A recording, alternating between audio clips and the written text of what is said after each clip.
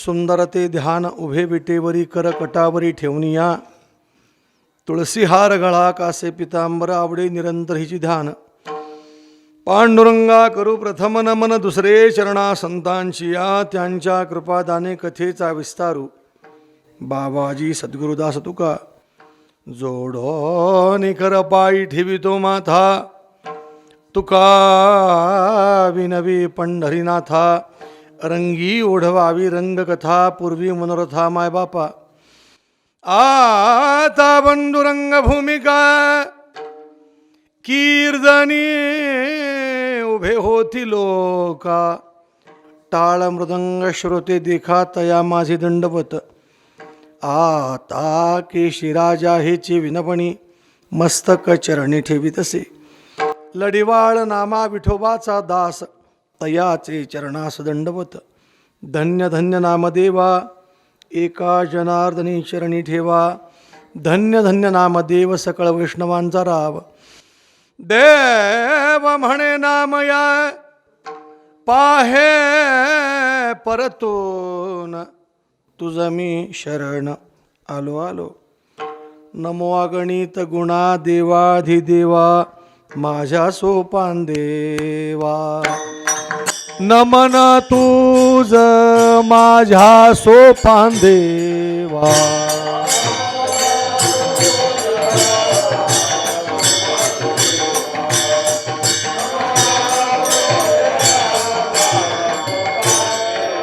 नमो अगणित गुणा देवाधिदेवा.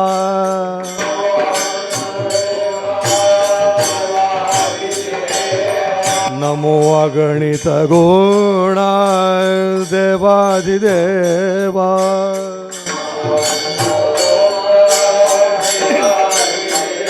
हे माझ्या सोपान देवा नमन तुझ माझ्या सोपान देवा.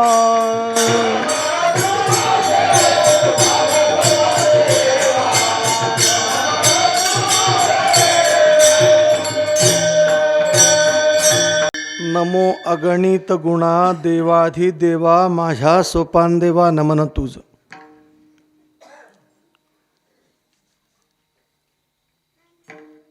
संत श्रेष्ठ वारकरी संप्रदायातील भक्ती सोपान असणारे संत सोपानदेव महाराज यांच्या समाधी सोहळा पूर्व सुरू होणारा हा उत्सव आहे.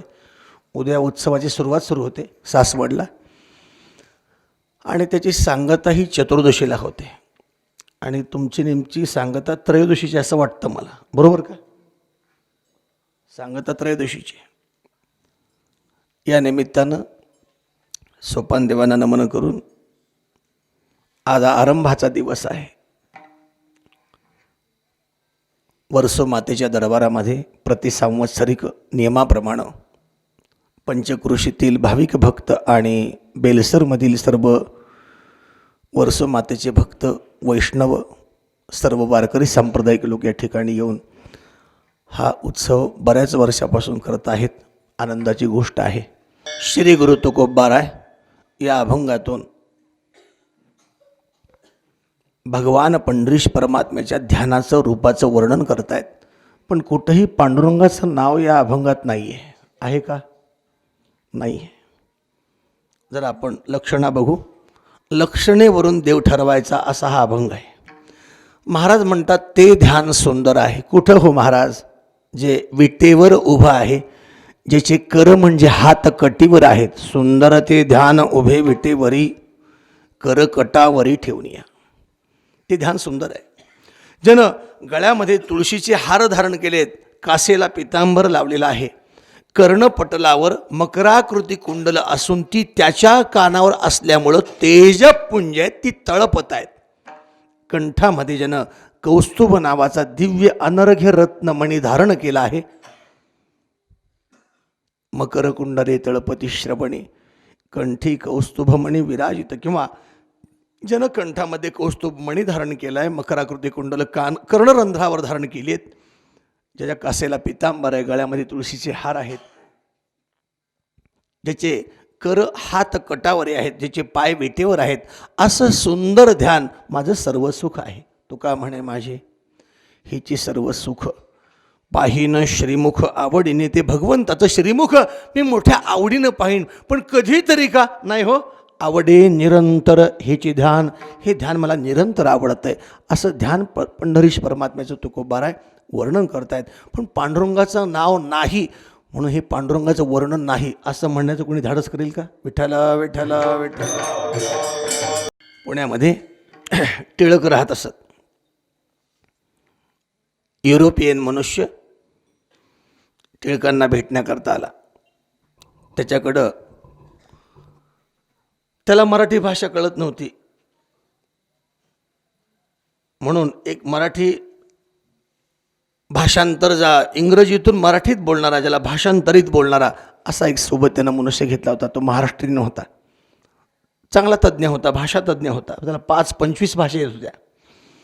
टिळकांच्या वाड्यासमोर गेले आणि मर्यादा अशी आहे, एखाद्या घरात पटकन जायचं नाही, त्याच्या वाड्याच्या पूर्ण बाहेर उभं राहायचं, हाक मारायची. तो युरोपियन हाक मारतोय, तिलेख है, टिळक आहेत का? आतून टिळकांच्या सौभाग्यवती म्हणतायत, पगडी घरात नाहीये. तो मनुष्य त्याला विचारतो, काय काय म्हणतात त्या? त्यानं सांगितलं, डोक्यावर जे शिरस्त्राण घालायचं असतं त्याला पगडी म्हणतात, ती नाहीये म्हणतात घरात. हा म्हणतोय, मी टिळकांची चौकशी करतोय, बाई नाही तोच प्रश्न करतात मला. परत त्याने विचारलं, टिळक है? तिनं सांगितलं, काठी नाहीये. परत त्यानं तोच प्रश्न केला. परत तिनं उत्तर दिलं, म्हणले जोडे नाही आहेत घरात.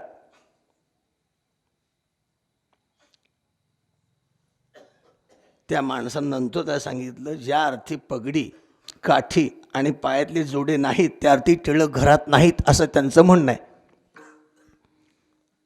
काठी सादृश्य किंवा पगडी सादृश्य किंवा जोडे सादृश्य जे बोलणं होतं ते कुणाबद्दल होतं? टिळकांबद्दल होतं. तसं हे जे वर्णन आहे हे सगळं वर्णन पंढरीश परमात्म्याबद्दलचंच आहे. यात पंढरीशाचं नाव नसलं तरी तथापि हे पंढरीशाचंच वर्णन आहे. विठ्ठला विठ्ठला.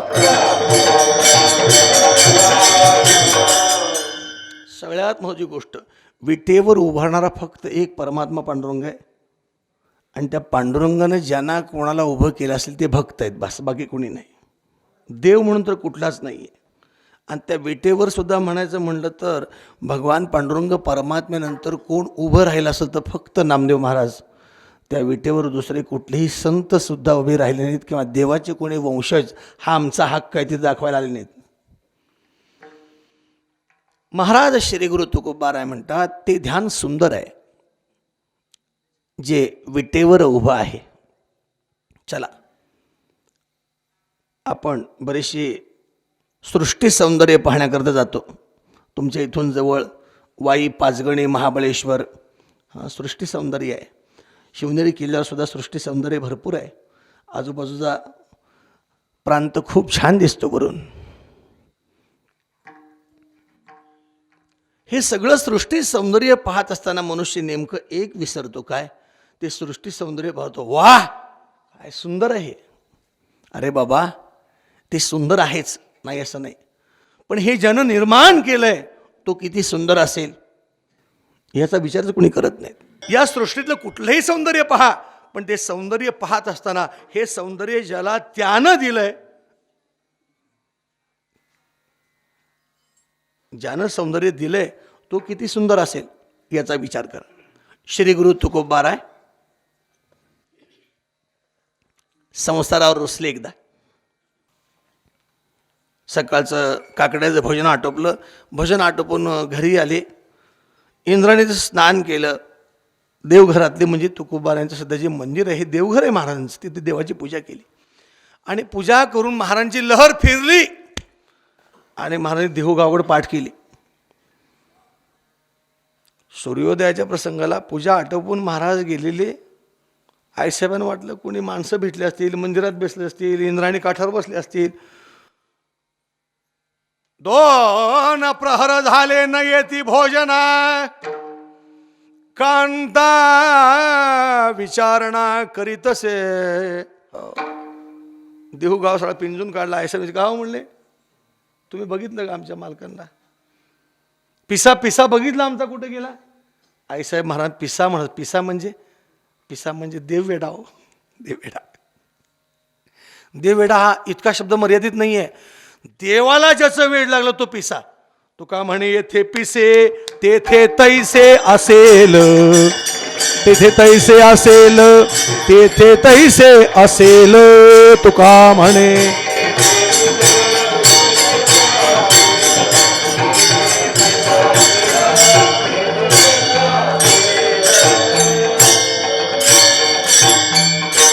प्रत्येकाकडून उत्तर यायचं. सकाळी दर्शन झालं, महाराजांचं बोलणं काही झालं नाही, कुठे गेलं का कल्पना नाही. संध्याकाळची वेळ झाली, दिवे लागण झाली. शोध करीताना संध्याकाळ झाला. पती माझा गेला कोणीकडे. रावळात गेल्या, पांडुरंगाला सांजवाद केली आणि देवापुढे हात जोडून म्हणतायत, अहो पांडुरंगा आणा त्यासी आता. न सांगे मी वार्ता संसाराची. देवा पंढराय कुठे गेले असतील, यांना घेऊन या. कानोबाराय नेहमीच्या वळणाप्रमाणे व्यापार करून आलेले, पायावर पाणी घेतलं आणि श्रीगुरु तुकोबारायण नमस्कार करण्याकरता आले आणि विचार, दादा कुठे आहेत? आईसाहेबांचे डोळे भरून आले.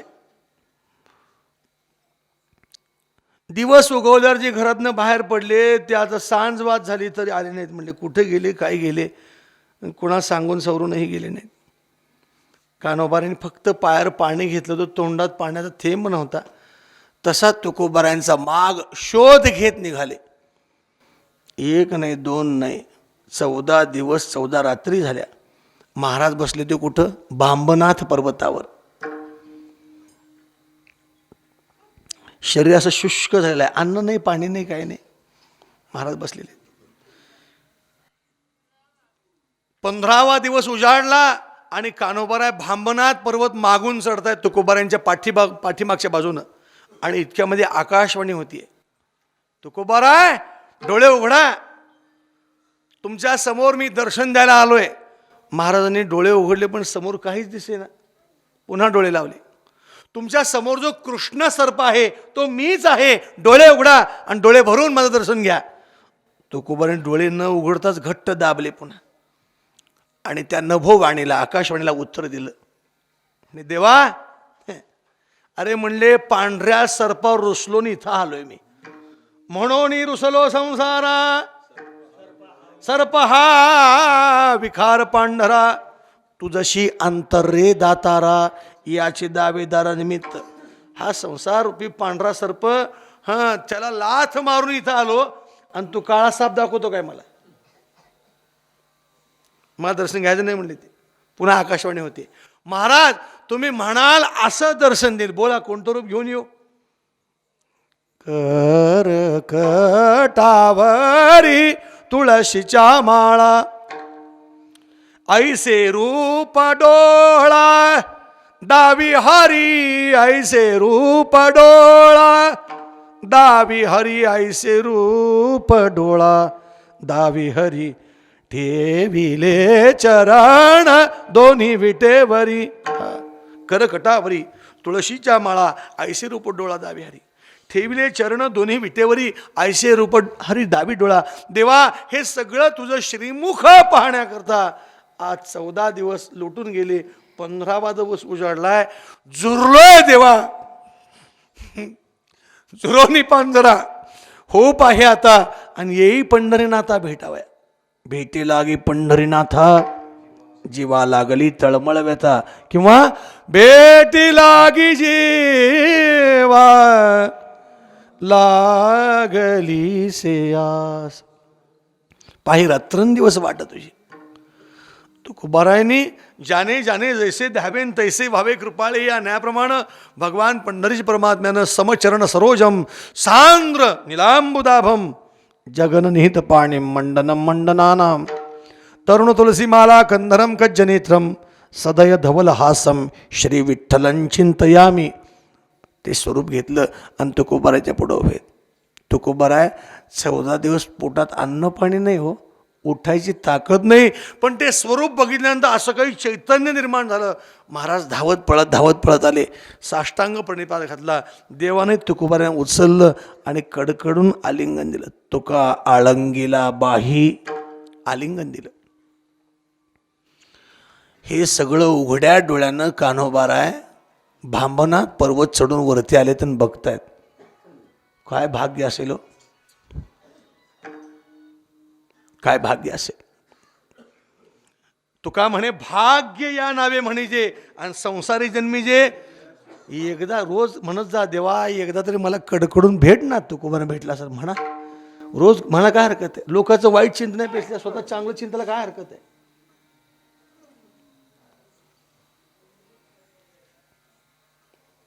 तुकोबारा आलिंगन दिल्यानंतर म्हणतायत, सांग कैसा जासे आता मज सोडून, केली वाताहात दिली संसारा पाणी. संसार तीही केला पाठीमुरा, नाही द्रव्य दारा जया चित्ती.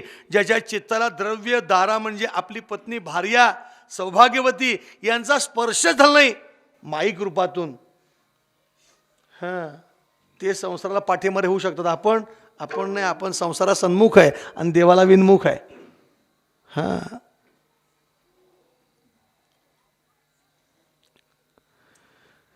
तुकोबाराय यांना कडकडून आलिंगन दिलेलं आहे. आता देवाची श्रीमुख दृष्टी, देवाची कृपादृष्टी कान्होबारांच्यावर गेली. आलिंगनात तुकोबारा आहेत, पण लक्ष कुठे गेले देवाचं. हाक मारली, कान्ह्या ये, या भाग्याचा अधिकारी तू पण आहेस, ये. कान्होबाराय धावत पळत आले. समोर उभेत कान्होबाराय. त्यांनी पहिला नमस्कार कोणाला करावा. हे तर आपण म्हणू पांडुरंगा करू, खाली बस, तसं नव्हं ते. पांडुरंगा करू प्रथम नवं. संत भेटल्यानंतर आधी नमस्कार साधूला, मग देवाला. का त्यांच्यामुळं आज हे भाग्य पाहायला मिळालं मला. तुकोबाने नमस्कार केला. ज्या तुकोबाने परमात्म्याने आलिंगन दिलं होतं, त्या तुकोबाने कान्होबारा हाताशी धरलं आणि देवाला म्हणतायत, देवा माझ्या या संसार विलीवर एवढं एकच उत्तम फळ आहे की जे तुझ्या चरणावर मी वाहू शकतो. ठेविला विठोबाचे पायी, इकडं तुका आळंगीला बाही, आणि कान्होबारानं तुकोबारांनी ठेविला विठोबाचे पायी. आणि ते पायावर कान्होबाराला वाहिलं तुकोबारांनी चक्क. संसारातलं जे आपल्याला आवडणार आहे ना, ते देवाला आधी वाहा. ते जबाबदारी देव घेतो. कान्होबारांना देवाने उचललं, पुन्हा आपल्या हृदयाला लावून घेतलंय. आणि तुकोबारांच्याकडं, इकडं तुकोबारा, इकडं पंढराय परमात्मा, मध्ये कान्होबारा आहेत. आणि कान्होबारा तुकोबाराकडे पाहून म्हणतायत, दादा मला पंढराला विचारायचं. म्हणले काय. म्हणजे काय विचारायचं. म्हणले विचारू का. ये काय म्हणले, लाख विचार ना म्हणले. विचार. कान्होबारा म्हणतायत, देवा वा काय हँडसम दिसता हो तुम्ही. म्हणजे काय सुंदर दिसता हो. सुंदर मुखसा जिरे, कुंडले मनोहर गोमटी, नागर नाग खोपा, केशर कस्तुरी मळवटी. अरे ज्याच्या विशाळ व्यंकट आहेत असा तो परमात्मा पाहून तुकोबारा विचारलं, विचार ना म्हणले. देवा काय सुंदर दिसता हो तुम्ही, अप्रतिम. असं सौंदर्यच कुठं पाहायला मिळणार नाही. देवानं आपली खाली मान घातली. का बरं. साधूमुळे मी सुंदर दिसतोय, मला कुठला सुंदरपणा आलाय. माझ्या सुंदरपणाला कोण भी घालणार आहे. साधूमुळे मला सौंदर्य आहे. याकरता आपली स्तुती केल्यानंतर मान खाली घालावी ही एक मर्यादा आहे. जेव्हा साधू देवाची स्तुती करतात ना, तेव्हा देवसुद्धा अशी मर्यादेनं मान खाली घालतात. देवा, देव म्हणतात जी कान्होबारा आहे, बोला ना. देवा जर तुम्ही एवढे सुंदर आहेत तर तुमचे मायबाप काय सुंदर असतील हो. धन्य ते माता पिता प्रसवली, धन्य ते माता.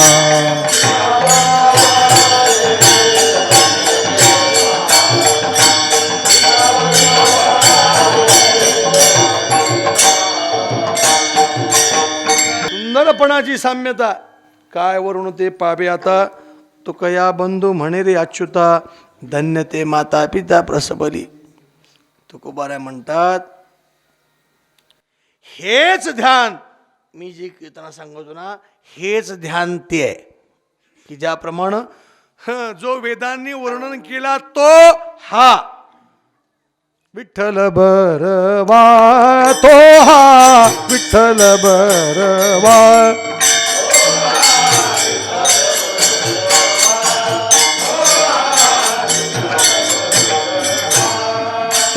बरवावो हरी बरवावो. बरवा सुंदर, बरवा म्हणजे बरा.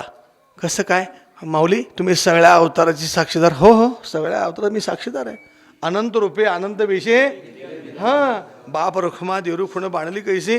बाकीचे काय मत्स्य कत्स्य वराह हे अवतार काय त्याचं काय सौंदर्य नव्हतं, पण तरीसुद्धा ते सौंदर्य आगळं वेगळं आहे.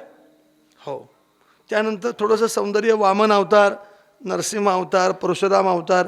या अवताराचं म्हणशील तर काय नाही, म्हणजे नरसिंह अवतार भ्यासूर, फक्त भक्तराज प्रल्हाद जाऊ शकले, बाकी कोणी जाऊ शकले तिथं. आणि दुसरा वामन म्हणजे बुटका अवतार. अतिशय बुटकी माणसं फार कपते आणि अतिशय उंची माणसं जर विश्वास ठेवायचा नाही. जे अतिशय बुटकी माणसं असतात कधी करामत्या करतील. अतिशय बुटकी बी चांगली नाहीत बरं, आणि अतिशय उंच सुद्धा चांगले नाहीत. साधारण मीडियम असावं, मिडल, वर बी नको खाली बी नको, मध्यम असावं आपलं. चला, उंच तरी बहुतची उंच, हा, नीच तरी बहुतची नीच. देवा हे खरं बोललंय, कोणाच्या बापाला भिणार नाही मी. तो काय म्हणे, बोलिलो साच नाही आहाच पूजा केली. आहाच म्हणजे खोटी नाही देवा, खोटी पूजा म्हणजे तोंड पूजा. हां, तुझी तोंड पूजा नाही केली, खरं आहे ते बोललो. तुकोबाराचे नाट बघा हो. मी बोलू का तुम्हाला, देवाला जर सणसणीत शिव्या द्यायच्या असतील ना, असे नाट पाठ करा तुम्ही. देव प्रसन्न झाला पाहिजे. जनाबाईचे अभंग, पण हे सगळं करताना जनाबाईचे अभंग शिव्यात्मक जे आहेत ना, गाली प्रदान म्हणजे शिव्या देणारे अभंग आहेत ना, ते म्हणताना फक्त जनाबाई व्हा म्हणजे काम परफेक्ट होत आहे.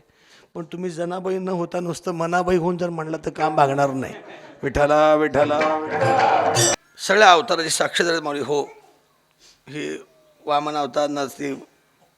पुढचे राम बरवा, कृष्ण बरवा. राम बरवा आहे. आता इथं बरवा म्हणजे बरा बरा असा घ्यायचा अर्थ बरं का. बरवा बरा आहे.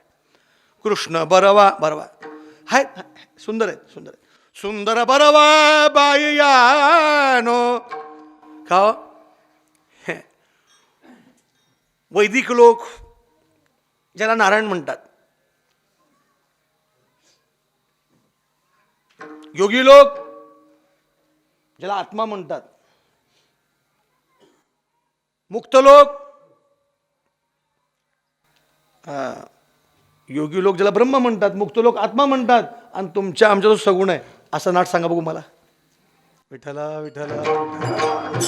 ही पैस तुम्हालाच मारेन मी, यांना मारेन का कोणाला? यांना नाही मार, तुम्हालाच मारेन मी. का तुम्ही त्यात डुंबणार आहेत रोज.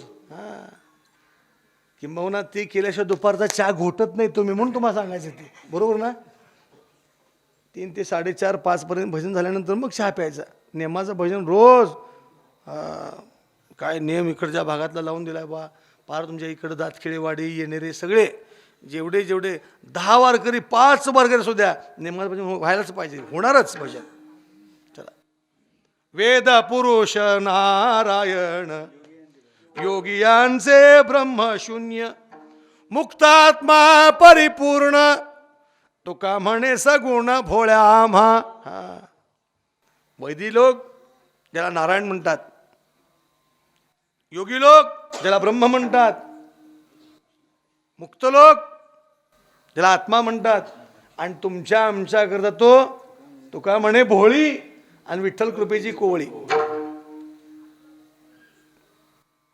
पुन्हा त्या वैदिकामध्ये पुन्हा ब्राह्मण आले. का हो काय म्हणता वामनराव केशवराव? हा, बरं आहे. हे कसे काय देवाचे अवतार? केशव बरवा, माधव बरवा. अंतशुद्धी करता आचमन सांगितले. केशवाय स्वहा, नारायणाय स्वहा, माधवाय स्वहा. पुन्हा डोळ्याला पाणी लावून पुन्हा आचमन करायचं. केशवाय नमः, नारायणाय नमः, माधवाय नमः. होय काय? ह्या केशव नावामध्ये 3 देव आहेत. हो, ककारामध्ये ब्रह्मदेव आहे, शकारात शंकर आहेत, आणि वकारामध्ये विष्णू आहेत. केशव म्हणती माझी या स्वामी ते आणि नासी तो क्लेशा ते म्हणून या. केशव बरं आहे. माधव, मा म्हणजे लक्ष्मी आणि धव म्हणजे तिचा पती. माधव बरवा म्हणजे हे गोकुळातला गोपाळ, तोही बरवा. गोपाळ बरवा बाई. ती विचारणारा बी असा भारी होता ना, ज्ञानोबाराच्या अंतःकरणातलं खरंच बाहेर काढणारा होता. म्हणले माऊली एक विचारू का? त्रैलोक्यानं गर्व करावा आणि तुमच्या हृदयात असणारा तो कसा सांगा. मग सांगितलं बाप रखुमा देवरू त्रिभुवनी गरुवा आणि विठ्ठल बरवा बाई यानो. तेच वर्णन तुकोबारा करतात. सुंदर ते ध्यान उभे विटेवरी करकटावरी ठेवनिया, करकटावरी ठेवनिया विठोबा रखुमाई.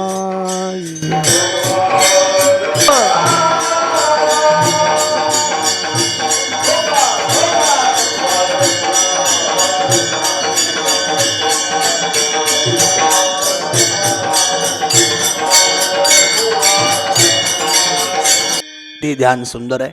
महाराज सांगतात जे विटेवर उभा आहे तो परमात्मा. ज्या विटेवर उभा आहे ना, ती वीट म्हणजे देवांचा राजा इंद्र आहे. सुंदर ते ध्यान उभे विटेवरी कर कटावरी ठेवूनिया. हात देवानं आपल्या कटीवर म्हणजे कमरेवर ठेवत. का बरं?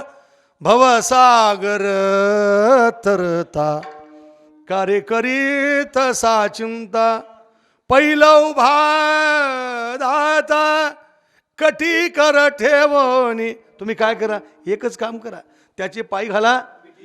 मोल नाही घ्यायचं गजिटी. भावा एकासाठी खांदावा आहे आपल्या, तुम्हाला खांद्यावर वाहून येईल. तारो भला पांडुरंग, तारो भला पांडुरंग. तुकोबारा सांगतात भवसिंधूचे काय कोडे, अरे काय संकट घेऊन बसलाय, वाट दावी आणि चाली पुढे. पण तारो भला पांडुरंग प्रमाणम भवाब्दे रिदम मामकानाम नितंबः कराभ्याम घृतो येन तस्मात् विधातुर्वसत्ते घृतो नाभिकोश परब्रह्मलिंगम भजे पांडुरंगम. एवढंच प्रमाण आहे, एवढाच आहे. भवसागर या, तुम्हाला असा तारून नेईन मी. हे सांगण्याकरता देवानं कट्टीवर हात ठेवलेत, आपल्या कमरेवर हात ठेवलेत. देव चतुर्भुज आले होते. चतुर्भुज शाहमूर्ती, शंखचक्रांची आकृती, पितांबराची दिव्य दीप्ती आणि पडली सृष्टीभरी. पुंडलिकरांच्या केलेली उत्तुंग उत्तम अशी मायबापा सेवा पाहून देवाले. पुंडलिकरांनी त्यांच्या मायबापात छळ केला नाही. बरं, पुंडलिकाच्या भावार्था कुठल्या संताचं प्रमाण मला सांगा बरं की पुंडलिकांच्या मायबापात छळ केला तर नाही. पूर्वापार पंढरीसी होती विष्णू माताईसी, हे जाणोनी अहर्निशी थोर अनुष्ठान मांडिले. पुंडलिक राणी अनुष्ठान कुठलं मांडलं? भगवान शंकर परमात्म्याला विचारलं, म्हणले परमात्म्या हे रोज खेळायचे हो सूरपाट्या. शंकर परमात्मा पुंडलिक राय ते शंकर परमात्मा नव्हते तेव्हा भगवान शंकर परमात्मा त्यांच्याशी लढीवाळपणाने खेळण्याकरता यायचे. सूरपाट्या, विटी दांडू, विटे दांडू चेंडू लगोऱ्या नाना परी. आणि त्या खेळामध्ये एकदम मजाशी झाली. भगवान शंकर परमात्मा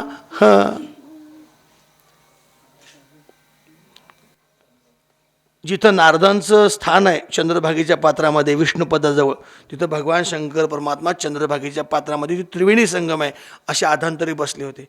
पुंडलिकने बराचसा शोध घेतला, पार तिकडंपर्यंत जाऊन आले. तिकडच्या काठावर गेले, वर बघितलं, प्रश्न रोड चाच पडला, भगवान दिसेच नात. आणि मग पोहत पोहत तिथे गेले आणि शंकर परमात्मा असे मांडर थाप मारले. म्हणले खा, अरे म्हणले तू तो सब देवन की बाबा बडे बाबा महादेव, आणि तू कुणा ध्यान करतोस म्हणले. त्यांनी सांगितलं बाबा मी साधा देव होतो म्हणले, मला ज्यानं महादेव केलं त्या देवादिदेवाचं मी चिंतन करतोय. असं कुठे म्हणले तो देवादिदेव, मला दाखव ना. म्हणले तसं दाखवता येत नाही म्हणले, तू घरातच बस, मी सांगतो ती साधना कर. म्हणले काय, तुझे मायबाप थकलेले आहेत, त्यांची सेवा कर, देव तुला स्वतःहून भेटण्याकरता येईल. आणि ते पितृसेवा पुण्य लाधला निदान पुंडलिक राणादेव भेटण्याकरता आल्यानंतर पुंडलिक राणे आपल्या दारात पडलेला शापित इंद्र विटेच्या रूपात तो मागे टाकला आणि त्याच्यावर देव उभे राहिले. सुंदर ते ध्यान उभे विटेवरी करकटावरी ठेवून या. हे करकटावरी त्याचे नव्हते, चतुर्भुज आला होता तो. म्हणजे ते वरचे 2 हात नको आहेत म्हणले मला. क्या बात आहे, चतुर्भुज आलेला, वरचे 2 हात नको आहेत. म्हणजे काय करू, ते वरचे 2 हात पण नको आणि त्या हातात शस्त्र नको, त्या शस्त्रामुळे ते हात नको आहेत. ठीक आहे म्हणले. एका हातात गदा होती कौमुदकी आणि एका हातामध्ये होता सुदर्शन चक्र. म्हणले नको म्हणले, ठेवून टाक. ठीक आहे म्हणले. मग ह्या हातातले हे शंखन कम हे राहू दे म्हणले. हे दिंडीर वन आहे, इथं रात्री अपरात्री घनदाट जंगल आहे, कधी कुठला भक्त येईल आणि त्या भक्ताचं स्वागत कसं करशील, कुठलं वाद्य वाजवशील, म्हणून ते वाद्य कसा शंख वाजव. ठीक आहे. अरे म्हणले जंगलात असल्यामुळं कधी काही ऋतुकालोद्भव फुलं असतात नसतात. हातात नेहमी कमळ ठेव म्हणले तुझ्या. ते कमळ म्हणजे फुलाचं प्रतीक आहे आणि कमळ म्हणजे प्रत्यक्ष लक्ष्मी माता आहे. भगवान ज्याच्या प्रसन्न होता ना त्याच्या पायावर लक्ष्मीच वाहतात. कळलं का? नाही कळलं का? न तथा मे प्रियतम आत्मयोनिर न शंकरा न च संकर्षणो न शरीर नैवात्माच यथा भवान. याच्यावरचं पद आहे. लक्ष्मीच्या मागं लागावं का लक्ष्मीनं मागं लागावं? लक्ष्मीच्या मागं लागावं.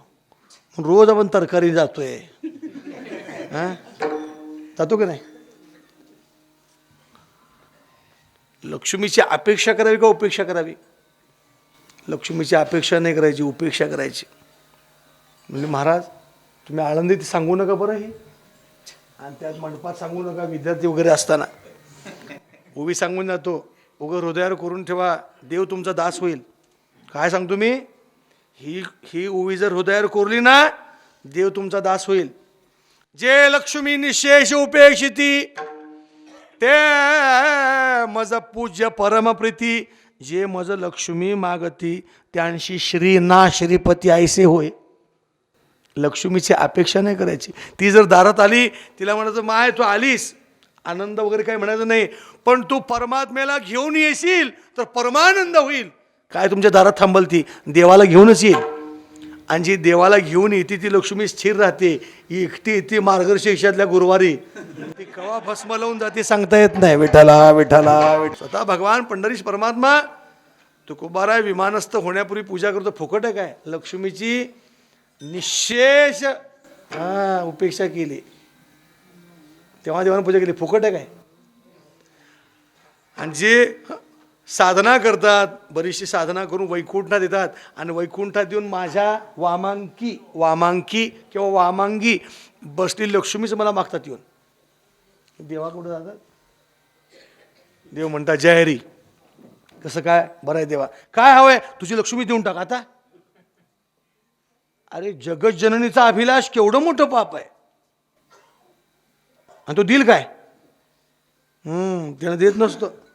चला तिथं जाऊन वैकुंठात जाऊन जे लक्ष्मी मागतात ना त्याची अवस्था धोब्याच्या कुत्र्याची करतो देव. त्यांशी श्री म्हणजे लक्ष्मी ना श्रीपती ऐसे होय. म्हणजे देव पण नाही आणि लक्ष्मी पण नाही.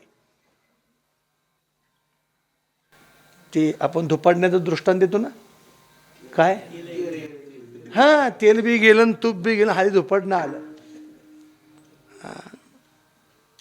चला घरात दारावर तुळशीपत्र ठेवायचं म्हणण्यापेक्षा त्या परमात्म्यानं स्वतःवर तुळशीची पानं ठेवून घेतलीत. तुळशीची पानं नाही हो, हार ठेवून घेतलेत. विठ्ठला विठ्ठला विठ्ठला. तुळशीचे हार म्हणजे काय? हे असा शोभेकरता हार नाहीये. मी भक्तांना समर्पित आहे हे दर्शित करण्याकरता तुळशी हार गळा.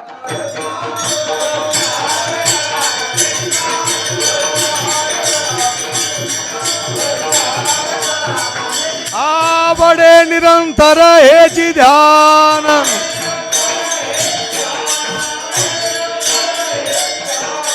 ज्ञानेश्वर माऊली ज्ञानराज माऊली. कथा सांगून वेळ घेत नाही. वृंदा नावाची साध्वी स्त्री होती, सती होती. तिचा पती जालंधर होता आणि त्या जालंधराला शंकरनं वरदान दिलं होतं. तुला कधीच अपयश येणार नाही. आणि त्यानं सगळ्या देवलोकांसोबत युद्ध सुरू केलं. भगवान महाविष्णूंना जेरी आणलं. काही हजारो वर्ष युद्ध चाललं. हे भगवान महाविष्णू विचार केला काय करावं म्हणले. त्याच्याशी युद्ध करता करता दुसरं रूप घेतलं आणि ते भगवान शंकरा भेटण्याकरता काय म्हणले, देवा म्हणले तुम्ही असे वरदान द्यायचे म्हणले, ते दैत्य उत्मात होतात, काय ह्याचं मरण कसं काय. तेव्हा त्यांनी सांगितलं जेव्हा याच्या स्त्रीच्या पातिव्रत्यामध्ये खान पडेल, म्हणजे हिच्या पातिव्रत्यामध्ये काहीतरी व्यत्यय येईल, तिचं पातिव्रत्य नष्ट होईल, तेव्हा हा मृत्यू पावेल. मग तिचं पातिव्रत्य नष्ट करण्याकरता त्याचं रूप, त्या जालंधराचं रूप घेऊन भगवान महाविष्णू गेले. माध्यान्हाच्या प्रसंगाला गेले. त्या वृंदेला म्हणतात मला कामेच्छा निर्माण झाली आहे. तिने विचार केला आपण यांना बोलावं, हे सिद्ध आहेत, जबरदस्त तप आहे, पण जाता जाता एवढं तरी माध्यान्ह आहे, सूर्य डोक्यावर आहे आणि तुम्ही आता काम सुखाची इच्छा करता. ते म्हणले माझ्या तपाच्या साधनेने मी त्याचा नाश करीन. ती गप्प बसली. भगवंताने तिला स्पर्श केल्यानंतर लक्षात आलं कसे तम कोण आहेस तो. भगवान म्हणतायत चतुर्भुज रूप प्रगट केलं, पतिव्रता आहे ती, साधी नव्हती. शाप दिला, हे भगवान महाविष्णू तू आणि तुला सहाय्यभूत असणाऱ्या सगळ्या देवता ज्यांनी माझं हे पातिव्रत्य नष्ट करण्याचा प्रयत्न केला, हे सगळे तुम्ही नेपाळ प्रांतामध्ये गंडकी नदीमध्ये पाषाणून पडाल आणि तुम्हाला वज्रकीर नावाचा किडा, म्हणजे एकदम तुच्छ किडा, तो किडा तुम्हाला चावेल, दंश करेल, तुम्हाला पोखरेल. जसं तुम्ही या काम सुखाच्या इच्छेनं माझं अंतःकरण पोखरून काढलं असं तो पोखरेल. देवाने सांगितलं बरं झालं हिच्या शापानं काहीतरी कल्याण जगाचं होईल. तेव्हा सांगितलं तूही जाशील, कुठल्याही व्यक्तीकडून तुझी प्रेतक्रिया होणार नाही, तुला योगाग्नी लागेल आणि त्या योगाग्नीतून एक सुंदर रोप निर्माण होईल. लोक त्याला तुळशी म्हणतील. स्त्रिया फार मोठ्या पूज्यतेने तिची लक्ष्मी स्वरूप म्हणून पूजा करतील आणि त्या तुळशीचं पान, त्या तुळशीचं फूल म्हणजे मंजिरी किंवा त्या तुळशीचे हार मला अतिशय प्रिय असतील आणि ते जो कोणी वाहील त्याचा मी अंकित होईल. आणि म्हणून देवाच्या गळ्यामध्ये तुळशीचे हार आहेत. विठ्ठला विठ्ठला. थोडा भाव सांगून जातो. प्रत्येक अभंग करण्यामागं महाराजांच्या पाठीमागं कृपाप्रसाद आहे कुठेतरी संतांचा. तसा या अभंगातले शब्द न शब्द बऱ्यापैकी एका अभंगात आले. असा अभंग काकड्यातला कुठला. उठा उठा प्रभात झाली, चिंता श्री विठ्ठल माऊली, दीनजनांची सावली, धावणे स्मरताची. थांबा आता. पंढरपुरी जे भीमातटी, सुंदर मनोहर गुमटी, सुंदर ते ध्यान. चला, दोन्ही कर ठेवणी कटी, करकटावरी ठेवणी भेटीसाठी तिष्ठत. चला, किरीट कुंडले मंडित, श्रीमुख अति सुंदर शोभत, मकर कुंडली, सुंदर ध्यान. गळा वैजयंती डुल्लत हार मिरवत, तुळशी हार गळा कासे पितांबर. पित पितांबर कसला कटी, कासे पितांबर. अक्षयी विट चरण तळवटी, उभे विटेवरी. सकळ सौंदर्य सुखाची पेटी, सुंदर ध्यान. हृदय संपुष्टी आठवाते. या परमात्म्याला काय प्रिय, अतिप्रिय आवडे तुळशी बुक्का, तैसीचे प्रतिकरी भोळ्या भाविका, नामापद पंकज पादुका, श्रीमस्तकी वंदित असे तुळशी हार गळा. या संपूर्ण अभंगाचं हे महाराजांनी असं मंथन केलं, बासुंदी केली मस्त, आटीव केलं. ते पहिल्यांदा त्याचं मुरवण लावून बघतो नवनीत. या अभंगाचं नवनीत गोळा, साजूक रवाळ तूप म्हणजे सुंदर अभंग आहे. विठाला विठाला विठाला विठाला. काय कीर्तनकार लोक सांगतात हा अभंग फार सुंदर आहे, बाकीचे वाईट आहेत काय. पितांबर छाया धरीन तुझं वरी, तुझं मी क्षणभरी न विसंबे. भगवत भक्तांना नाभिकार देण्याकरता देवानं पितांबर धारण केलाय, कासे पितांबर. चला, हे मकराकृती कुंडल काय आहेत, कौस्तुभमणी काय, थोडक्यात बघू 2 मिनिटात थांबू. कौस्तुभमणी अनर्घ्य रत्न आहे. समुद्र मंथनामध्ये 14 रत्न होती ना, त्या 14 रत्नातलं हे अनर्घ्य रत्न आहे. याला कौस्तुभमणी असं म्हणतात. देवाला सांगितलं तर त्या दैत्य आणि देव त्यांचं समुद्र मंथन. हे पहा, ती रत्न बाहेर अंदर मला द्या मला द्या असं भिकाऱ्यासारखं मागायचं नाही. सगळी रत्न हे न ढापली हो. मग एक इंद्राला दे, एक याला दे, एक सूर्याला दे. ते 7 मुखाचा घोडा अश्व त्या सूर्याला दिला, शंकराला चंद्र दिला, हाला विष दिलं, यानं काय केलं, कौस्तुभ नावाचं दिव्य अनर्घरत्न आलं की ते आपल्या हृदयावर ठेवलं असं आणि विचारतोय कसं काय दिसतंय, काय लोकांना वाईट दिसलं असतं. देवानं काय केलं, अनर्घ्य रत्न ते कौस्तुभ मणी तो आपल्या हृदयावर धारण केला. आणि तुकाराम महाराज म्हणतात कंठामध्ये कसं काय, ते खरं का हे खरं. भागवत सांगतं हृदयामध्ये. कस्तुरी तिलकं ललाट पटले वक्षस्थले कौस्तुभं नासाग्रे वरमौक्तिकं करतले वेणुकरे कंकणम सर्वांगे हरिचंदनं सुललितं कंठे च मुक्तावळी गोपस्त्री परिवेष्टितं विजयते गोपाल चूडामणी. भागवतातलंही बरोबर आहे आणि तुकोबाराम म्हणतात तेही बरोबर आहे. असं कसं काय, दोही पेवावरी ठेवू जात आहात आणि होय अपघात शरीराचा. अरे बाबा, भागवत जे लिहिलं ते 5000 वर्षापूर्वी लिहिलं आहे. आणि त्या काळामध्ये पूर्वपंथीचे साधू भक्त महात्मा बरं का, आणि उत्तरपंथीयामध्ये साधू भक्त महात्मा त्याच्यापेक्षा उच्चतम कोटी शब्द म्हणजे संत. ये हृदयीचे ते हृदयी घातले, तो हृदयावर कौस्तुभमणी असेल तर भक्ताचा आणि देवाचा जो सुखसंवाद आहे तो ते ऐकेल, किंवा ते ऐकत असताना एकमेकाच्या हृदयात देवाणघेवाण होत असताना तो आडसर ठरेल, म्हणून त्याला कंठात धारण केला. कंठी कौस्तुभमणी, कंठी कौस्तुभमणी विराजित. चला आता राहिले मकर कुंडले. ते मकर कुंडले सांगू. दशरथ राजाने कोणाला मारलं? लोक लगेच नाव घेतात श्रावण बाळा. बाकी कोणाचं मारलं नाही का? श्रावण बाळाला लगेच लोक का, निरपराधी असल्यामुळं त्याचं नाव पटकन मुखाला येतं. त्यानं अपराधच काय केला नव्हता. होणारा सारखी बुद्धी निशी अवस्था मंडली पारधी अंधारे श्रावणा ते वधी माता पिता खांदी असता. शब्द काय, त्याचे मायबाप खांद्यावर होते त्याच्या. लौकिकाची लोकवार्ता.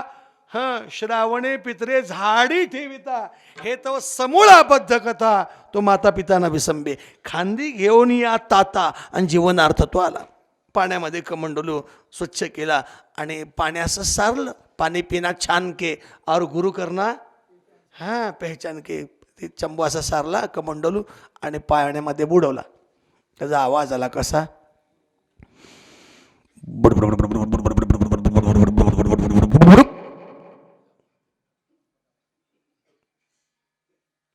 बुडबडू कमंडलूच्या शब्दी ध्वनी उठली जळसन्निधी.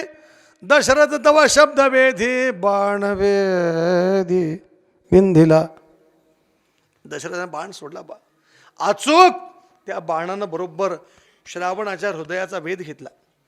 श्रावणासी बाण लागता, नाठवेची माता पिता, नाठवेची देह ममता, राम स्मरता देहत्यागी.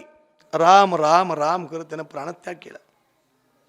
वाईट वाटलं एका बाजूने, काय असं झालं आपल्या हातून. त्याच्या मायबापाला पाणी देण्याकरता आला. त्याच्या मायबापाने तळतळून श्राप दिला. आमासी तिथले पुत्र दुःख, तुही पावसी पुत्र शोक, शापे रायासी परम हरीख, मी पुत्रमुख काही देखीन. राजा, माझी आंधळ्याची काठी अडकली कवणे बेटी. आमच्या आंधळ्यांचा तो सर्वाधार होता. आम्हाला पुत्र वियोग केलास, तुलाही पुत्र पुत्र पुत्र करून मरावं लागेल. राजाला आनंद वाटावा का दुःख वाटावं? आनंद वाटला का? ब्राह्मण आहेत आणि प्राणत्याग करताना मला मुलगा होईल असा ह्याने श्राप नाही परमामृत बोलले. शाप नव्हे परमामृत, उल्हासे रायाचे चित्त. वशिष्ठांना बोलावून घेतलं. तिघांच्या पृथक पृथक शय्या केल्या, चिता केल्या, शरण रचली आणि शरण रचून त्याच्यावर त्यांची मृतदेह ठेवले. मंत्राग्नी दिला आणि तो मंत्राग्नी दिल्यानंतर राजानं जो काही टाहो फोडला, रडू लागला राजा. वशिष्ठजींनी पाठ महाराज असं का व्हावं म्हणले. त्या बाळाला मी मारलं, चुकून मारलं, पण त्याच्या मायबापाने प्राणत्याग का करावा सांगतो म्हणले तुला. पूर्वजन्मातले कोण आहेत? हे श्रावणाचे मायबाप, यांचं नाव, श्रावणाच्या आईचं नाव होतं रत्नावली, वडिलांचं नाव होतं रत्नऋषी. श्रावण बाळाच्या वडिलांचं नाव सांगितलं, त्यांच्याही वडिलांचं नाव सांगतो. त्यांच्या वडिलांना धौम्य ऋषी. धौम्य ऋषींना जन्मांध मुलगा झाला. त्यांनी त्या मुलाचा विवाह जन्मांध मुलीशी लावला. ती जन्मांध मुलगी म्हणजे रत्नावली. आणि त्यांच्या पोटी उत्तम डोळस दिव्यदृष्टी असणारा असा बाळ, त्याचं नाव श्रावण. मायबापाला तीर्थयात्रे करण्याकरता निघालेला. पण प्रारब्ध मनसा चिंतितम कार्यम दैवम अन्यत्र चिंतित. काय झालं बरं? पूर्वजन्मामध्ये हा श्रावण बाळ मासा होता आणि त्याचे मायबाप हे गृध्री म्हणजे गिधाड नरमादी होते. गिधाड पशुपक्षी होते. ती मादी म्हणते त्या गिधाडाला, का हो हे सरोवर आटायला लागलंय आणि यातला मासा म्हणजे तुमचा मित्र आहे, बरोबर?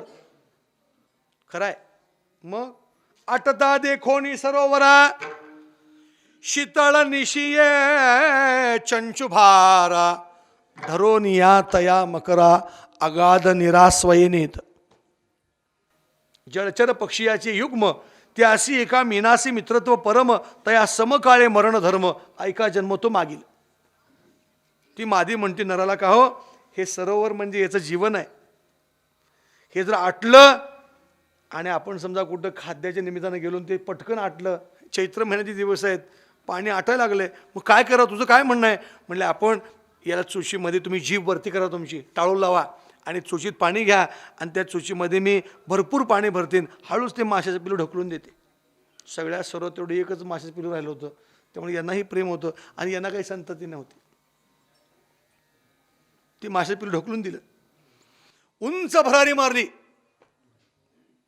पण प्रारब्ध वेगळं. मार्गी ते नवखंड ते थोनी उसळले बेलुकांड ते मत्स्या ते लागता चंड पडिला दुखंड धरणीये. त्या पक्षाला हाय लागली आणि हाय लागण्यासारखी वणवा पेटला होता आणि चोच थोडी खाली झाली.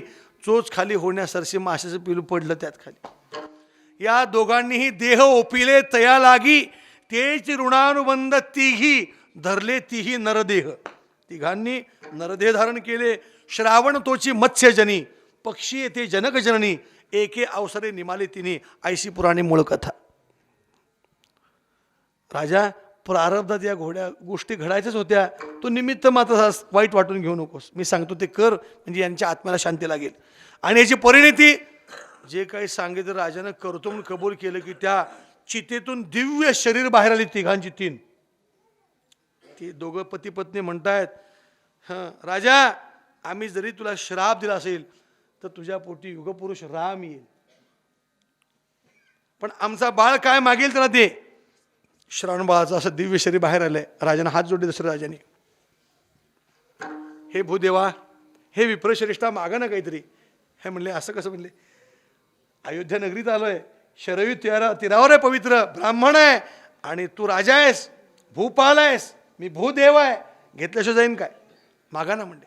माझं काळीज मागा, मी देईन तुम्हाला. काही नाही म्हणले, मला तुलाही मागायचं नाही. मग कुणाला मागायचं आहे?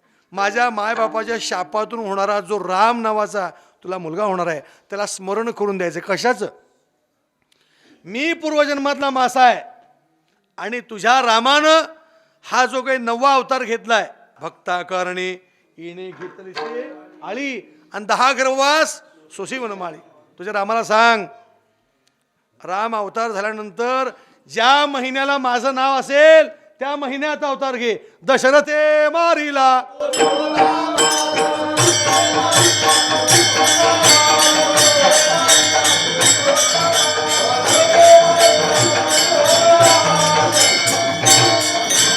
हे वर्षा ऋतू असे कृष्ण पक्ष.